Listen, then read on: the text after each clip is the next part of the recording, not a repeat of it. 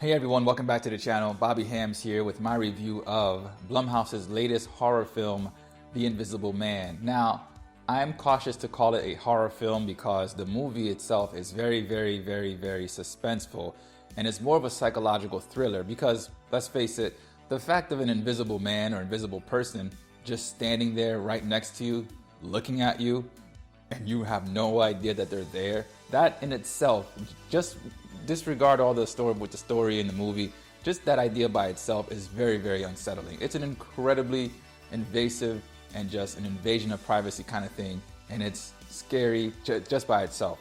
But anyway, the movie is produced by Jordan Peele. Of course, he directed Us and the hit Get Out from a couple years ago, and it's directed by Leigh Whannell. I think I say his last name, Whannell.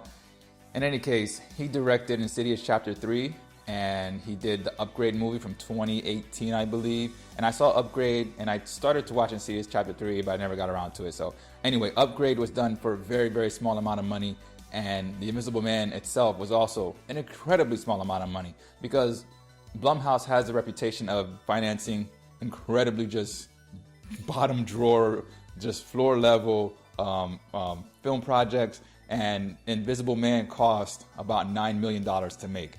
And to look at the movie, you would not be able to tell it only cost $9 million. I mean, the movie just looks fantastic.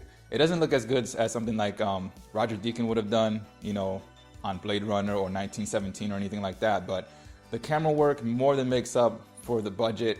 The acting from Elisabeth Moss and Aldis Hodge more than make up for the budget. I mean, you want to talk about something that's made for very little dough and just produces a freaking bakery and a chain of bakeries from that dough. This is the movie that does it, all right? It is fantastic. Now, I really like the movie, but of course, no movie is perfect in my eyes except Casablanca from like 1940s or 50s. I didn't have any major issues with this, but there was one part in the movie that totally just ripped me out of the whole thing because movies like this, all movies really require you to suspend your disbelief in order to go along with the story. You know, you accept in Lord of the Rings that, you know, magic and wizards and shit exist. And then you accept in The Matrix that people can get plugged into computers and all this stuff. And then you accept in this movie that a man can make himself invisible so that no other people can see him or hear him, right? So you accept that kind of stuff. So I was on board. And then this one thing that happened, this one specific thing that happened in the movie where I was like, that's done just for the plot, because there is no way in hell that makes any kind of sense in any world. And it kind of took me out of the movie for the good next 20 minutes until really the ending. Impossible to miss. It's not well hidden. It's just like, what? How the hell? How the hell does that happen?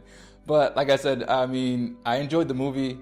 It has a very conscientious and relevant commentary on abusive relationships and stalkers. Elisabeth Moss's character is literally the girlfriend of some guy who is very clingy. You know those very clingy guys.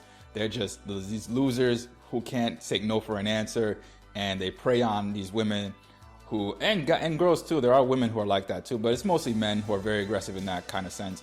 And they prey on these women, and because they have the money, they have the cars, they have the clothes, they have all the stuff, they feel like they can own people. So Elisabeth Moss's character is basically stuck in this situation where she is the victim of an abusive boyfriend who is basically stopping at nothing to make her his. It kind of relies on trope of where things start happening to her, but then no one she is close to believes her because obviously Invisible Man, that's impossible. The Invisible Man is a very enjoyable film. It's incredibly well shot.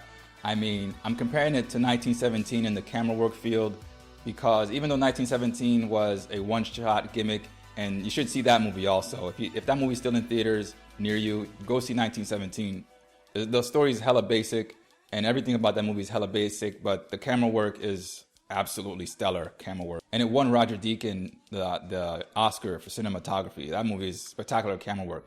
In the same vein, The Invisible Man has very deliberate camera work that, I mean, it just increases the tension, and honestly, my heart could not stop beating from that very first scene, the very first opening scene, up until that one part that I'm talking about that just took me out of a whole thing. But my heart was like racing the whole time because I was like, where's this camera looking at? There's nothing there, but is there something there?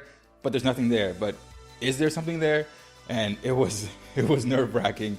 But I loved it. I absolutely loved it. And that's kind of the reason also I wouldn't call it a horror movie, because I think horror movies kind of give you that really explosive shock to your system, which is like, oh my God.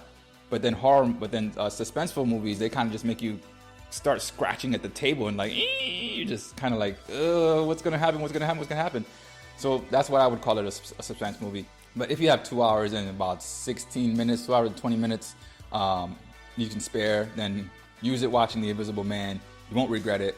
It's I give it a B+, A- kind of area for a score.